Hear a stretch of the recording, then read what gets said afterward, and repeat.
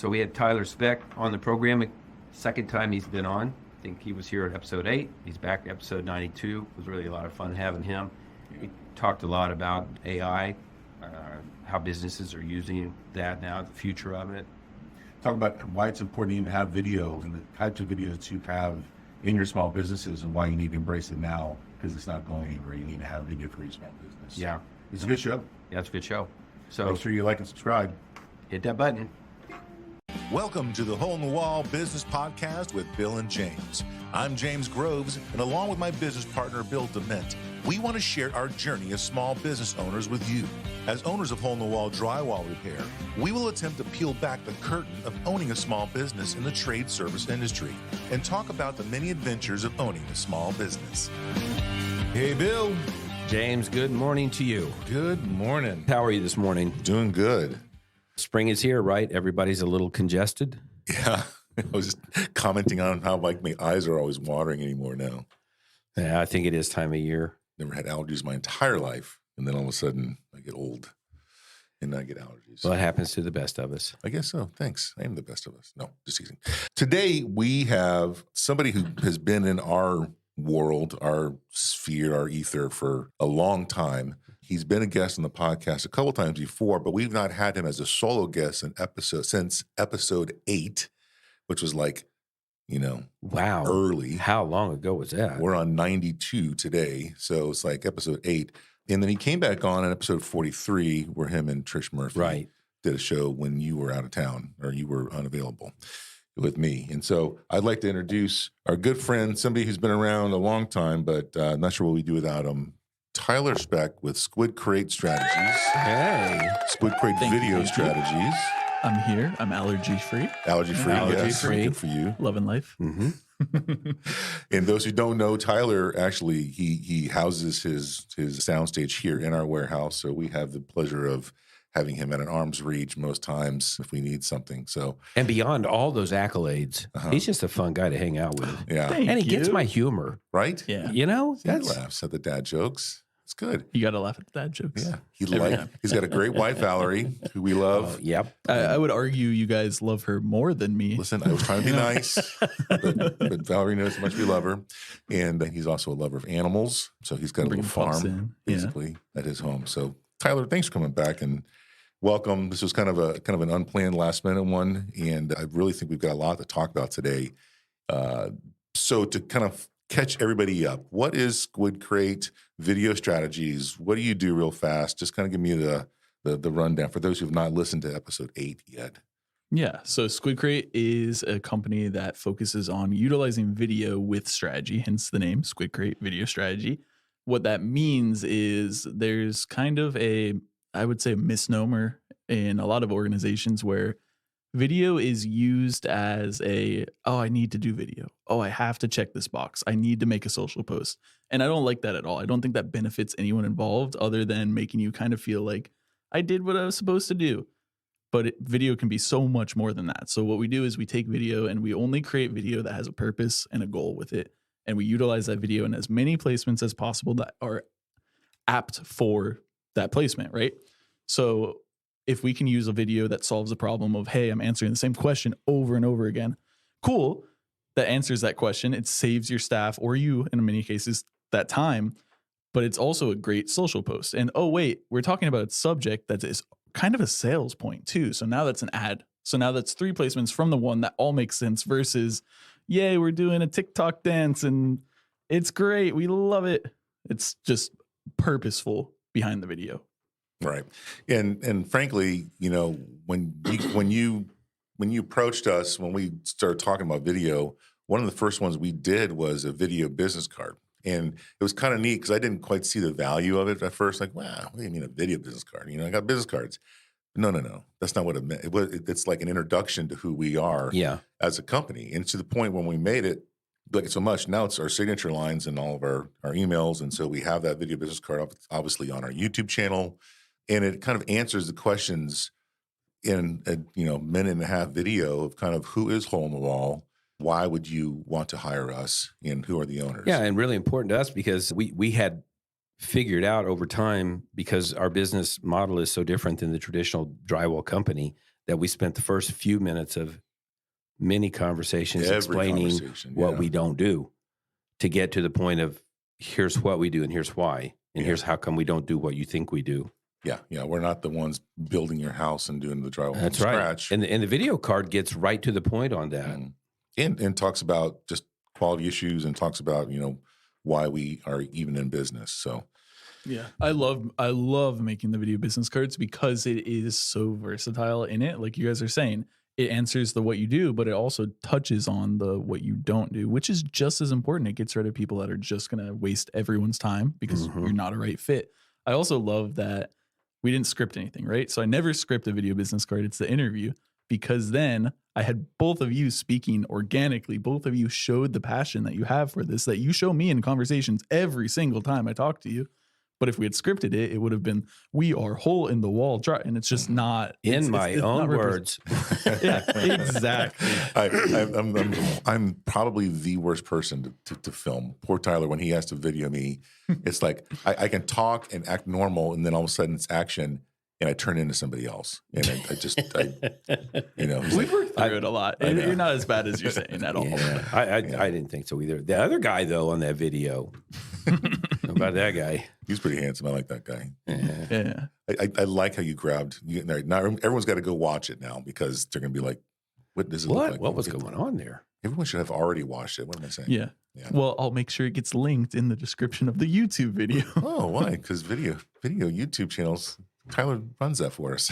I touch every podcast episode. Every podcast episode, the short and the long version. Yeah, those shorts have really.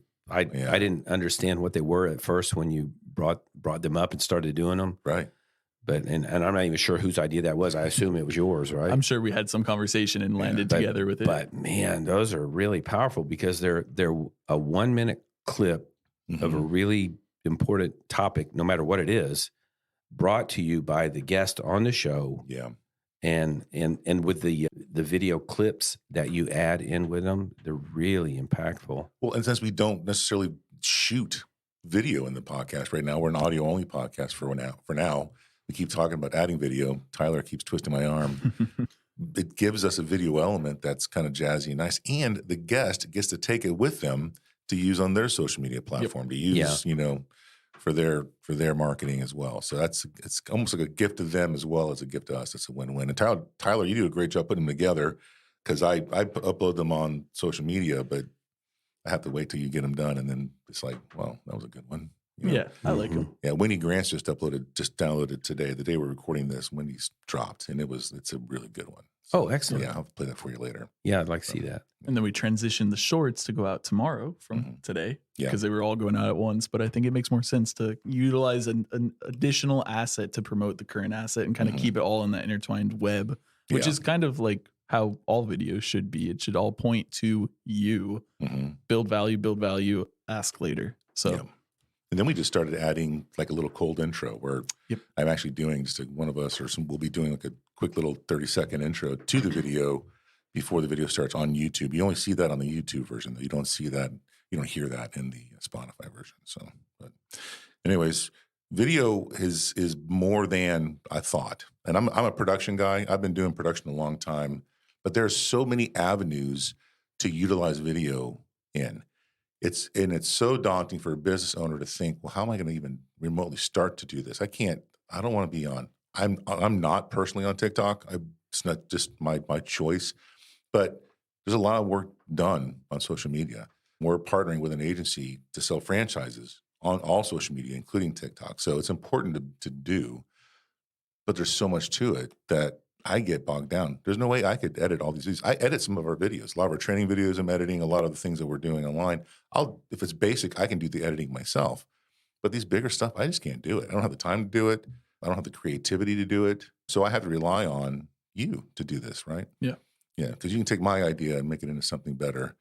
Poor Tyler, he submits scripts and then we cut them to shreds. We send them back. Sorry. That's how it should be. I shouldn't come in and I never want to go into any of my clients and come in and say, you need to say this exactly how this should be, because then I'm coming in and overriding your voice. I never want to override my client's voice. I want to amplify the voice they have currently, send it out to their audience and make sure it makes sense in the video format. So You I know love what? that you guys shred it. Yeah, the fact that you have courage to put something out there, though, that often starts the conversation where we go, yeah, that's kind of the way we want to go, or like, no, he's way off base.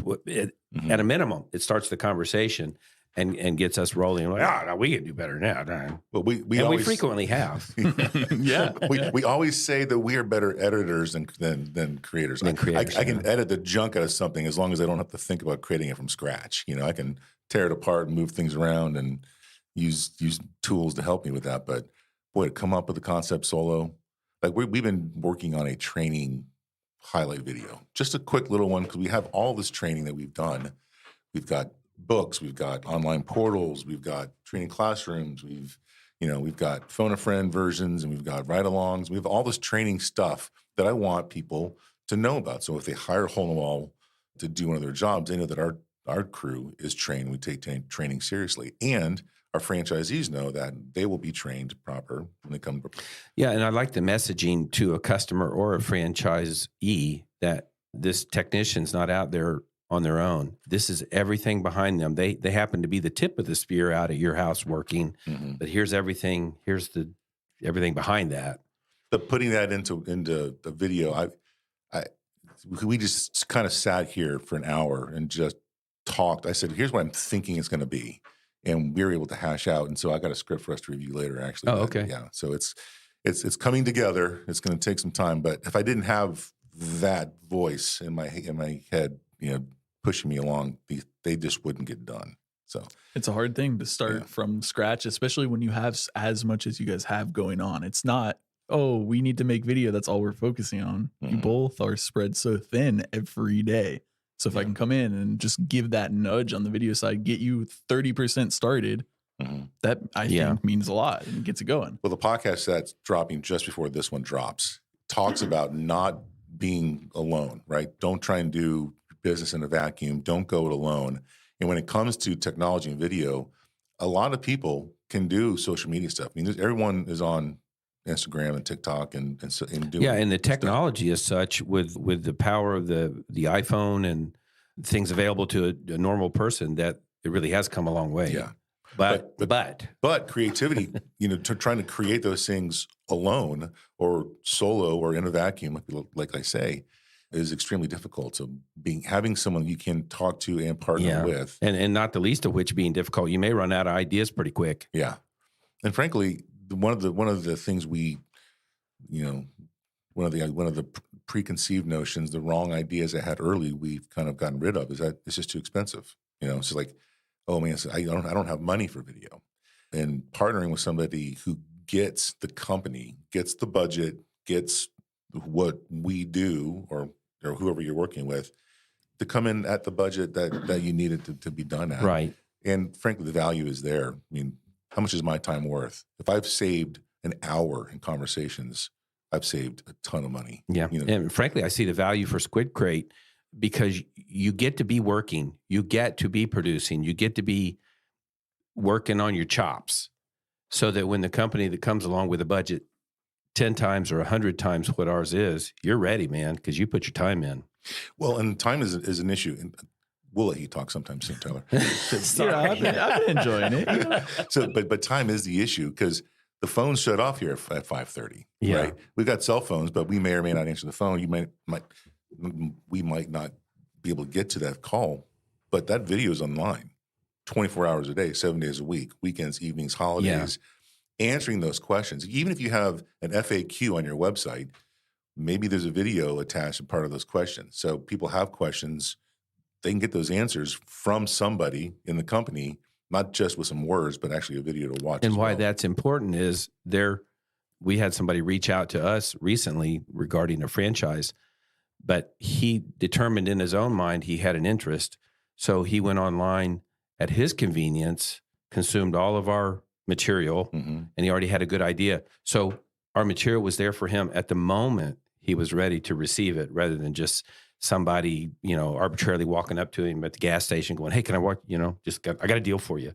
Yeah. So at the moment they're ready, and that's the value of those part of the value of those things that are online, just working 24 hours a day. Yeah. I think whenever whenever a business gets questions or objections or concerns, and especially if they're over and over very similar to it, it's the idea that the content they're putting out, whether it's video form, blog form, headlines on a website, it's lacking some form of education. There's not the ability to self-service, like you're saying, and giving the ability to self-service and go at your own pace is enabling, as people are ready, to do such and not have to hit the brakes. Hey, I can't move forward with a franchise right now because I don't know.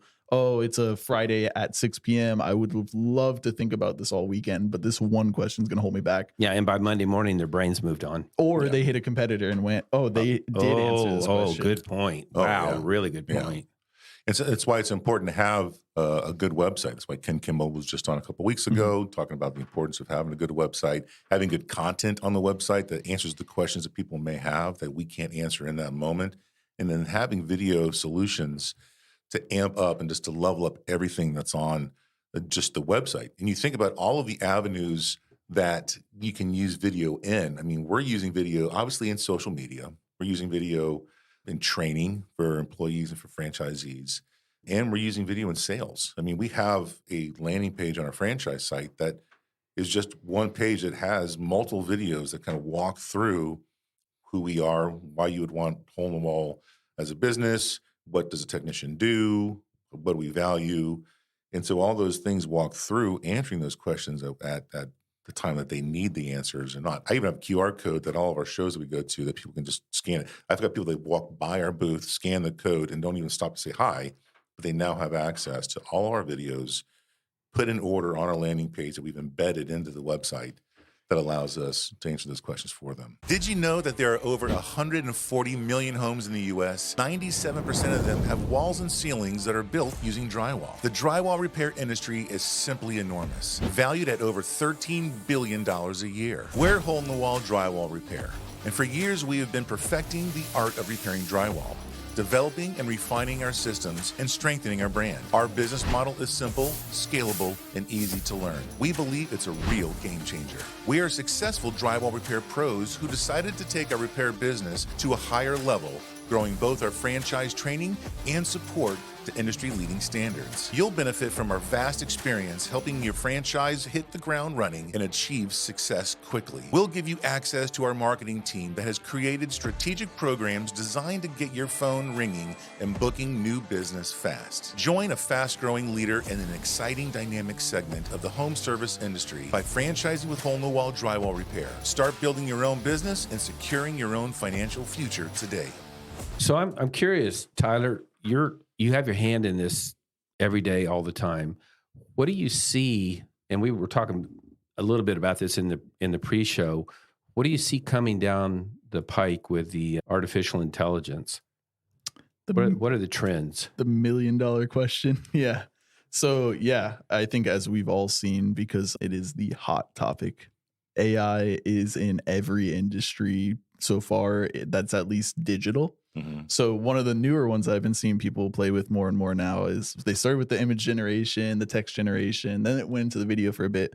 The music one is really big right now. Like people are without being able to say artist names, you can create the same songs from the same artist, but you just can't say their name specifically. So that trend's not going away. In video specifically, there was the Sora that came out from OpenAI. There's 1,010 different edit down clips and fix your clips and create new audio for every aspect of video editing. I'm very excited about it. And I've heard from others like, oh, are you nervous? Is this going to take away from everything you do? Is this going to kill your job? No. SquidCrate video strategy.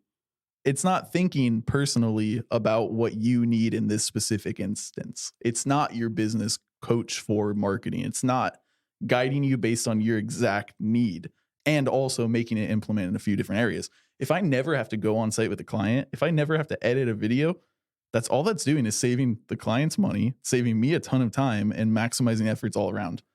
That's awesome. I'll never lose a hard drive because my car hit a bump and now the hard drive's gone. Now we have to go refilm and it costs me a bunch of money. Right. We're never going to have, the client's glasses were slightly crooked, hysterical every time, but not good for a brand video, right? So I'm excited. I don't think it's nearly as far along as we think it is. And I could be just big conspiracy tin hat here, but I think there's a lot of things that are being faked a little bit in the realm of video generation, kind of similar to the headline that hit about the Amazon self-service store, where it's just a bunch of people in a call center watching what you put in your cart versus it knew what you put in your cart. Mhm. So I think it's kind of smoke and mirrors a little bit to get excitement, rightfully so, right? They need to get excitement around it, get investors so they can make the product better. But I don't think it's nearly usable for the everyday yet. Yeah, but it's growing. It's definitely growing. And you can fear it. Okay, I Yeah. talk about my grandparents didn't want call waiting, and for the longest time, and then they will get used to it because it's coming. My grandpa didn't want to wear a seatbelt in the car, but guess what? It's coming. Get used to it. AI is here. It's going, and frankly, if you can embrace it early enough, you're now ahead of the game. You're not back there with the naysayers. And it isn't great. I mean, there are video softwares that can take your full podcast and then it'll chop it up into multiple podcasts for you. But is it going to be good clips or not? We're not sure. Yeah, exactly. Even AI generated subtitles are wrong. I see them every day on YouTube, like professional ones where someone says a word, I know what they mean, but the subtitle isn't the right word. Mhm. Because AI is not perfect 100% of the time. But what's kind of cool is there's some cool technology that Tyler and I have talked about where, like, even if you're reading a script and all of a sudden your eyeballs are on the page looking not dead center at the camera. Right. There's Someone can tell you're reading. Yeah, not everyone's got a teleprompter in their living room.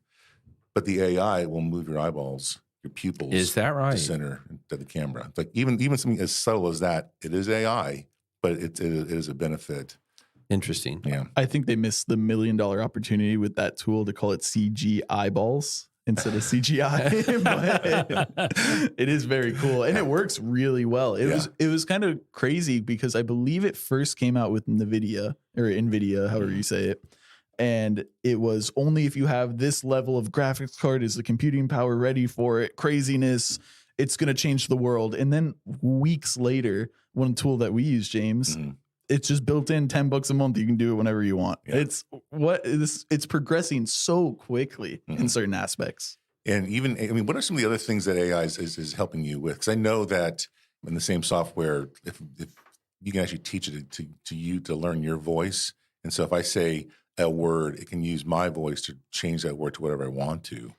But it goes beyond that, right? Yeah, the vocal ones are very fun. I've been using those a lot. I think it makes sense for videos where it needs narration and time is of the essence, right? Obviously, using a human, you're going to get it better. It's going to be more expensive, but it's going to be a better end product at this stage. Using AI for it is really good for quick iterations. Even if you just want to test with it, cool. But one of the tools I'm using, it has a bunch of pre-cooked voices. You can throw whatever you want in there. Cool. Then you can upload. I could record, this is my AI speech, and then upload that WAV file into the tool. Now the AI says it with the exact inflectuations I said it with. Makes it really easy to replicate. Take it a step further. I can speak to it for 2 minutes, and now it has my voice captured in its box.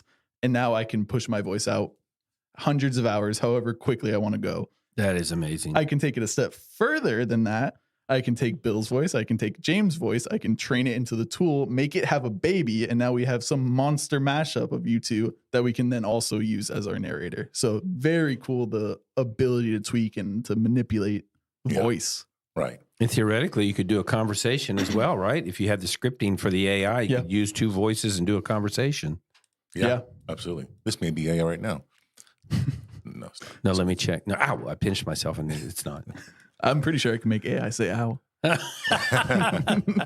Well, I see a lot of, I see some of these crazy deep fakes, people using other people's, content and then creating fake ads for them. I hear it all the time. People, the actor's like, well, that's not me. Yeah. They're using a deep fake of me.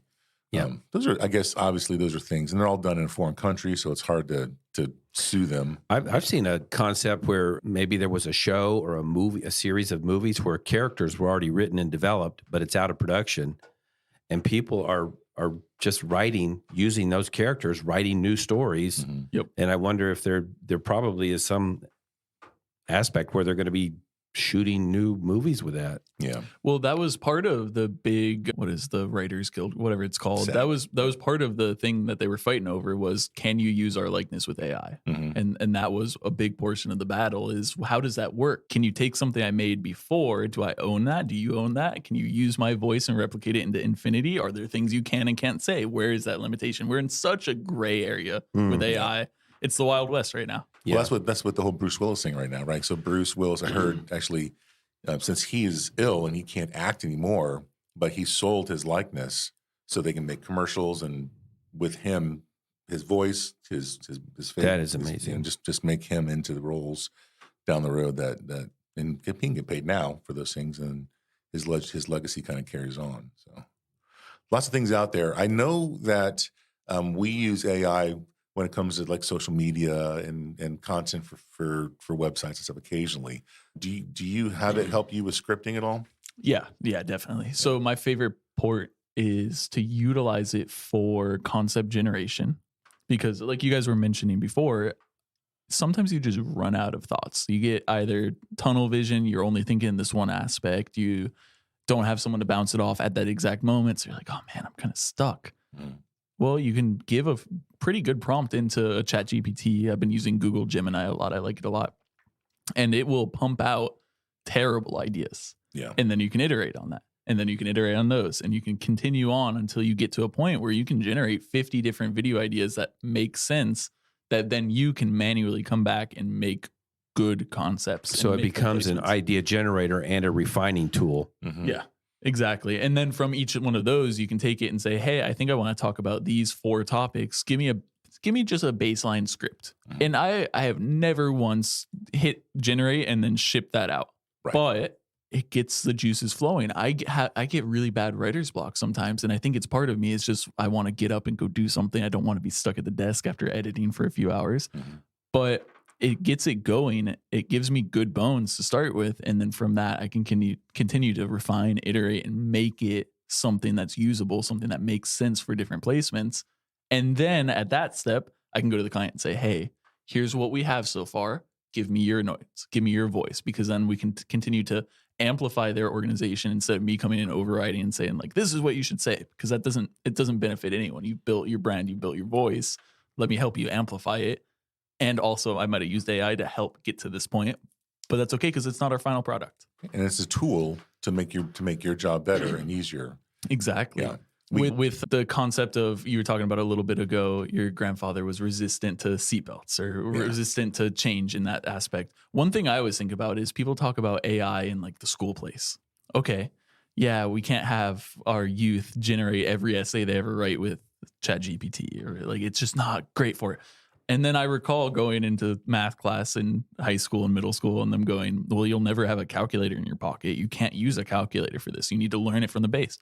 Well, what do we have in our pocket? What are we using every single day whenever we need any type of math? We're not manually doing math. We're plugging into the calculator. So I think it's a tool that's going to help accelerate the ability to generate ideas, think quicker, as long as it doesn't become the crutch that's the only way we're thinking. I think that's the fine line to walk. Well, because AI is not a creative entity. It just regurgitates. And so you have to have humans. Yeah, it scrubs its data off the internet, right? So you have to have inspiration from somewhere for AI. So that's where we still have the need to be there. So, and that's where a lot of the criticism comes in on AI, is because it is based on someone else. Someone else created this work. So that's where I think we're in the Wild West a little bit with it, which is who is allowed to use what? Can we use every textbook ever created to fill a large language model that then produces for commercial profit?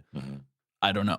That's what we'll see in the next few years. Well, I do know that when we were writing a lot of our training, I'm trying to write out a training about a stipple texture, right? Well, it's a technique that was used a lot back in the day, but it's not used a lot currently. Well, only for repair, mostly. For repairs. Yeah. And so I wanted to write a few paragraphs about what it is, maybe how to do it, but I couldn't really come up with it. So AI, I said, describe what this is. And it came up with like 4 or 5 paragraphs. Then I was able to edit and go, I don't like that. Oh, this is really good. Let me use that piece. Yeah. And then that helped me build our training much faster because I didn't have to from scratch in my own words, type, I was able to then edit on the fly faster. Listen, that technology is not going anywhere. Nope. It's just going to get better. In vehicles, I mean, I drive a Tesla. It's built in to everything that car does. So I'm always amazed by it. yeah. I showed when ChatGPT first started getting big, I pulled my dad to my computer and I was like, all right, I'm going to blow your mind. Sit down. Hold on. And so I pulled it up and I showed him just like a baseline. Tell me a story, and just had it show a story. And I was like, write a country song. He'll like this. Cool. He's like, wow, okay. Have it tell me about this exact dirt bike from this exact year in this model. I was like, oh, we might lose it here. Plugged it in. Sure enough, came right back. Oh, wow. The look on his face of seeing what it was able to pull in the amount of time, he pulled his phone out and he just kind of shoved it at me. It was like, make it work on my phone. Give me the access. I get it. Do it now. So I think we will see a big adaptation of all AI because it makes sense, right? Like human growth should always be make it better, make it easier, make it support us in a way that is beneficial. But who knows how long that's going to take until it's like flips over and it's like, all right, these are the rules. This is how we use it. Move forward. Mm-hmm.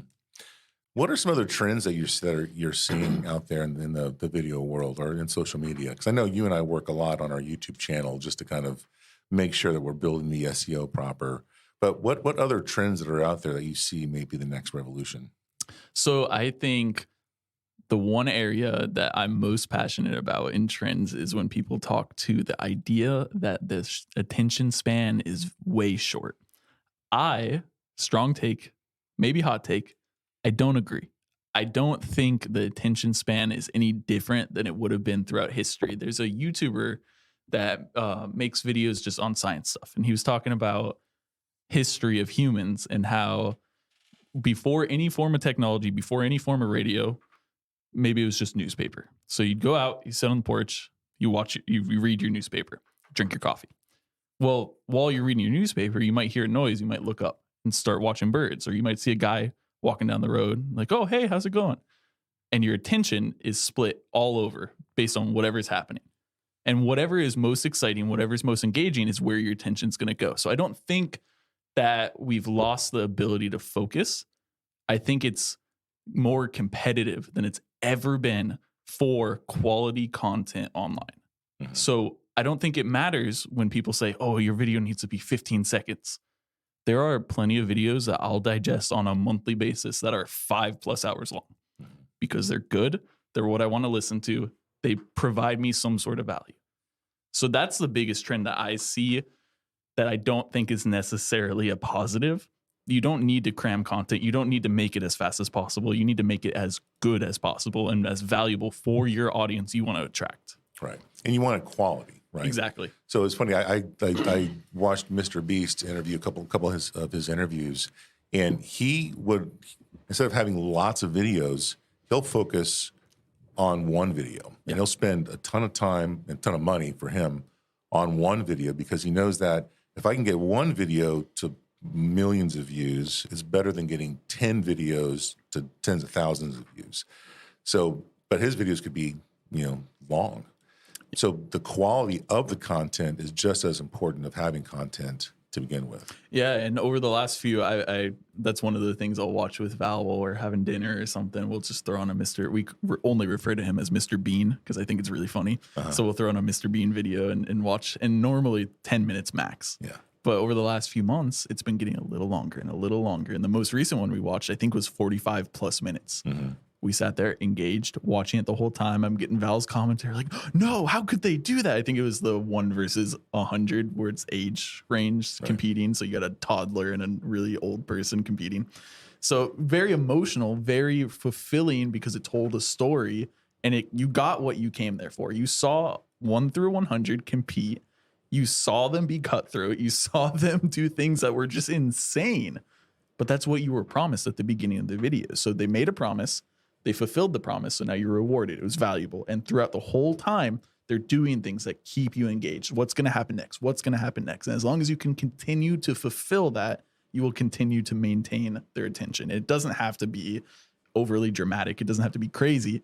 It just has to be what it promised to the right person. Mm-hmm. And that's how you get awareness. That's how you get attention. Yeah, and knowing your audience and knowing what the point of that video is. Like if I want an education on how to change a faucet in my bath. You know, I had to replace the faucet in my bathtub about a year or so ago.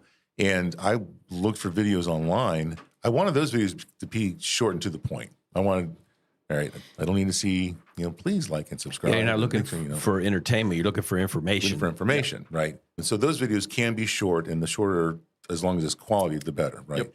But the entertainment factor for videos, like this is educational and entertaining if people watch or listen to this.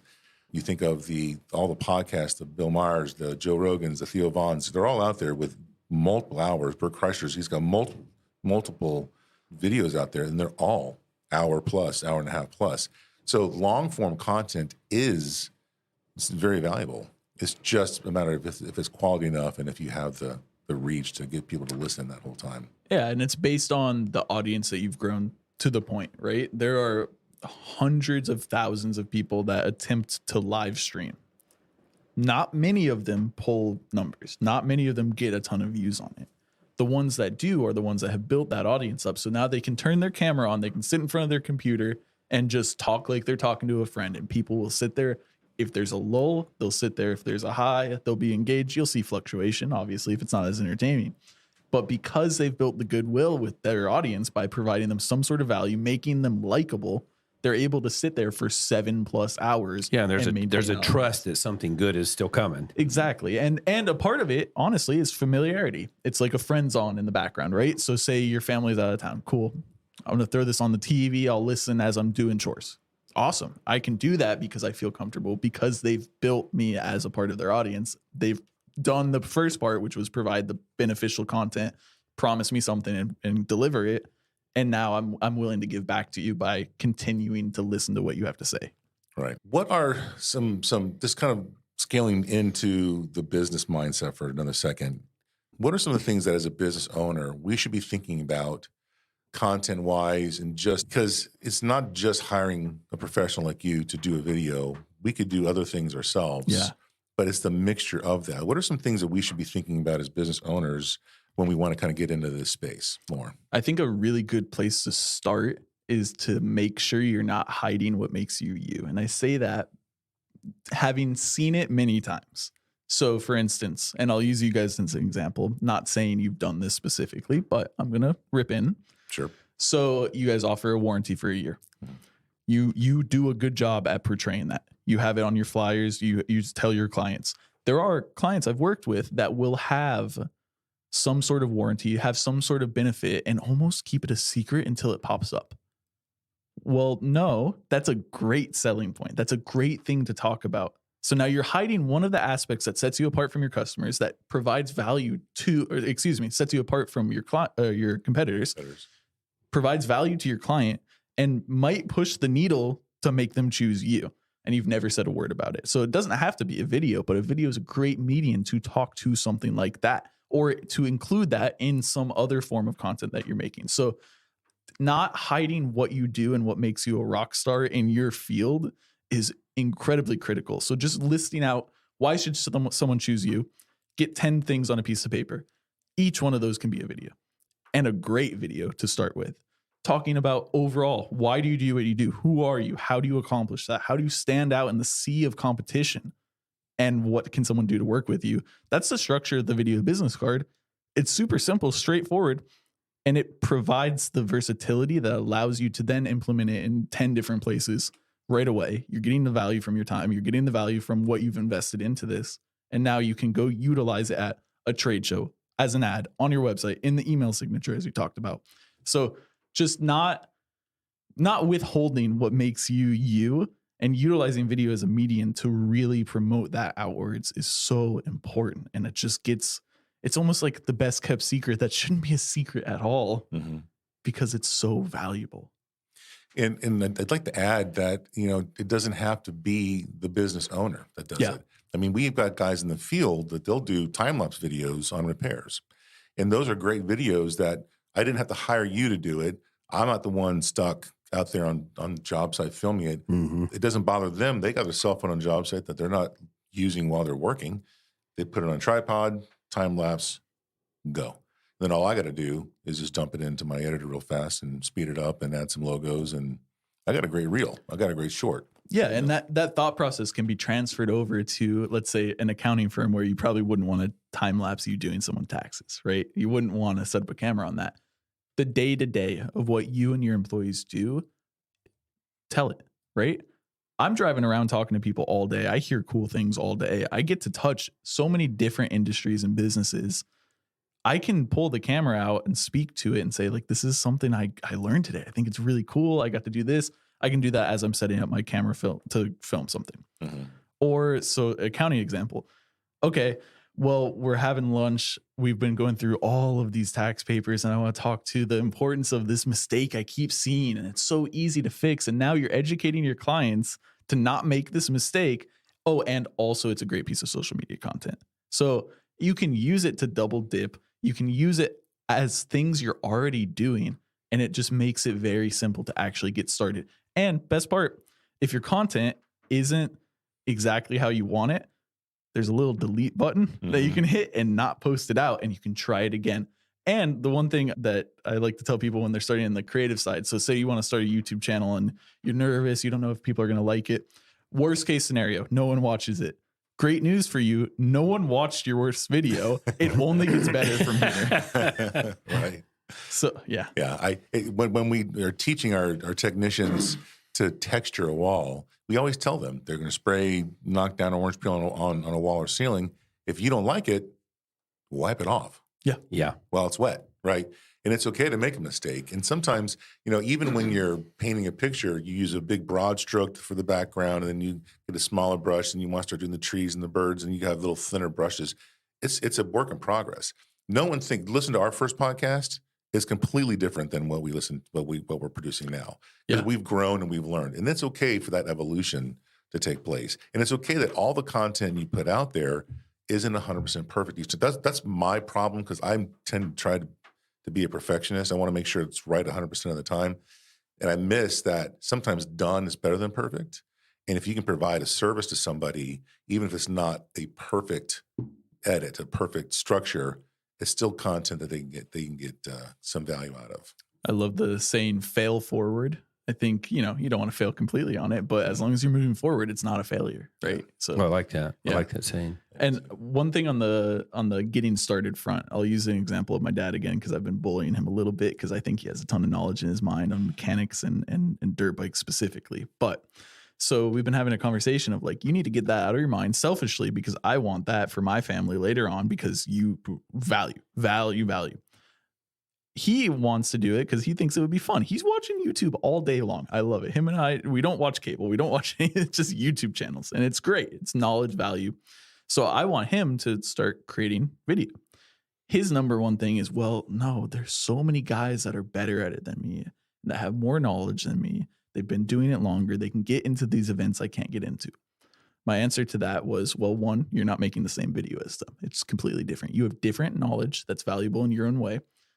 Two, it doesn't need to compete. It can be complementary to things that people watch. You don't just watch one type of video. You're watching this guy and that guy because they have different inputs for it. It doesn't matter how big the competitor is, because you're not starting at the same time. They didn't start and have 1 million followers, 1 million subscribers. They didn't get 10 million views on their first video. So you're not going to either. And that's completely okay. That's one thing where I see discouragement in business owners. If they make a video on their own, didn't do much, man, I have so much other work I need to be getting done. Why would I waste my time on this? Well, it's not. It's an investment like anything else in your business. You're not starting with 1 million clients. That's a good point, Tyler. So you need to put those reps in. You need to do the work to get good at it, one, but also to give the ability for these different magical algorithms to deliver your content to a few people. Cool, you get a few new people in your audience, and you build up over time. You put your work in and you get a return later on. It's not go. Yeah. And do another video. Like Exactly. Our very first franchise commercial was fine. It was fine. But our latest one's much better. It is better. And we just get better. Every time we do something, we get better. The more you do it, the more tricks you learn, the more comfortable you are. It's important that you just get started. It's kind of like just start doing it. We talk about with Bonnie about training. Just start writing it down. Just start doing it. Start documenting it. I love what you're talking about with your dad, because he's got a lot of knowledge and you want that. I remember sitting with my grandmother before she passed away, and she's been my grandma, my whole life, and so I was in my 40s and she passed away. I'm like, I started learning about her when she was a high school student. One of the world wars was going on, and she would leave the high school. She would get on a bus, go to the hospital, and then she would spend her days tearing sheets to use as bandages for the military. And how when she got into working for a judge, and how she started learning how to use shorthand, and it's like, I wish I would have recorded all those conversations because there was so much about her that I didn't know until she was much older, because she was too busy living life and I never knew the right questions to ask. And so being able to record and document those things is kind of fun. So I know it's not really business related, but I kind of dug that whole concept. It's a good idea to just get that. It's kind of why we started the podcast. We wanted just to get these things in our brain out into the world. Yeah, capture the story. I don't care if I've got one person listening or not, but it's there. So the one time we need that content, it's there. People can get a feel for who we are just by listening to these shows. And selfishly, in 20 years, you both can look back and go week by week if you wanted to see what was going on. What were you doing? What was happening? How is that going? It's a documentation. And there's a lot of YouTube channels that have started like that. Someone selfishly, and not selfishly in a bad way by any means, but wanted to document, I'm building my family house. Let me just throw it on YouTube. YouTube's free, maintains the videos forever. Cool. Well, now they have millions of subscribers because it was just cool, right? So you don't always have to do it with that goal in mind. You just have to do it with a goal in mind. You need to do something for a reason. Well, that was great advice. So if people want to get a hold of you, because I know you can work with people not just in Central Florida, you work with people all over. I do, yeah. What's the best way to get a hold of you? Yeah, SquidCrate.com. There's a discovery form on there. You can go right through, and it just gives some information that makes it a lot more valuable the first time we talk versus me trying to, pull a bunch of teeth in the first meeting and see what you got going on. Yeah. If you want to just have a conversation, Tyler at SquidCrate, very, very easy. All right. Tyler at SquidCrate.com. Very good. Yep. Thanks for coming in. Thanks man. for I really stopping in appreciate today. it. Thanks Enjoyed for having you. me. It's Eric. nice sitting on this side of the wall. Right. Thanks, everyone, for listening. We'd like to thank you for listening to the Hole in the Wall Business Podcast with Bill and James. We'd love for you to join our Facebook group and keep the conversation going. If you'd like to learn more about us and our business, check us out at holeinthewall.com. If you'd like to learn more about how to start a Hole in the Wall franchise, go to holeinthewallfranchising.com.